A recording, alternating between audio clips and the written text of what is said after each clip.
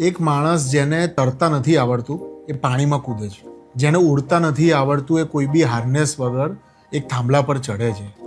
આવા એક સુપરમેન શફીકની વાત.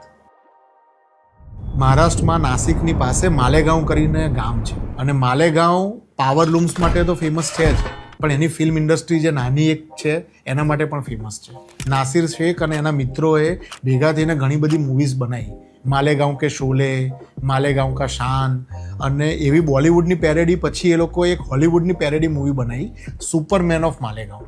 એની એક બહુ સરસ ડોક્યુમેન્ટરી યુટ્યુબ પર અવેલેબલ છે, ખાસ જોવા જેવી છે. 1 કલાકની ડોક્યુમેન્ટરી છે. એમાં બતાવે છે સુપરમેન ઓફ માલેગાંવનો જે એક્ટર છે એનું નામ છે શફીક. એક પતલો સરખો માણસ છે જે પાવરલૂમ વર્કર છે અને એને મૂવીઝ માટેનું એક્ટિંગનું એવું જોરદાર પેશન છે કે એ દિવસમાં પાવરલૂમમાં કામ કરે છે અને સાંજના ટાઈમમાં અથવા ત્યાં રજા લઈને એક્ટિંગ કરવા આવે છે. એક સીન છે જેમાં સુપરમેનને બાળકોને બચાવવાના છે જે પાણીમાં પડેલા છે કે ડૂબી રહ્યા છે. શફીકને પોતાને તરતા નથી આવડતું, પણ છતાં એ બધા કહે છે કે શફીક પાણી મેં કૂદો, બચ્ચો કો બચાવો, તો એ અચકાઈ છે અને પછી પાણીમાં કૂદે છે અને પછી બધા શફીકને બચાવે છે કારણ કે સુપરમેન પોતે તરી નથી શકતો.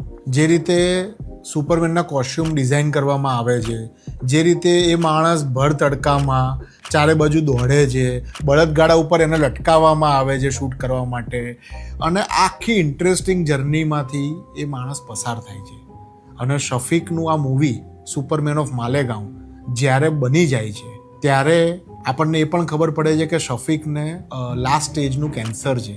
અને આ કેટલું ઇન્સ્પાયરિંગ છે અને કેટલું તકલીફ આપનારું છે કે એના મૂવીના પ્રીમિયરમાં એ માણસ બધા મેડિકલ ઇક્વિપમેન્ટ સાથે નાક ઉપર એને બધું બેન્ડેડ લગાડેલી છે અને એને ઉચકીને લાવવામાં આવે છે. એ મોટી સ્ક્રીન ઉપર પોતાનું સપનું સાકાર થતાં જુએ છે. એ જુએ છે કે એ સુપરમેનમાં કેવું લાગે છે.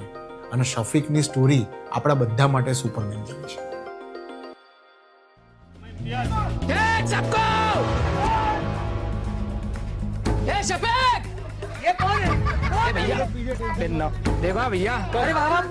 सुपरमैन मालेगांव का मैं सुपर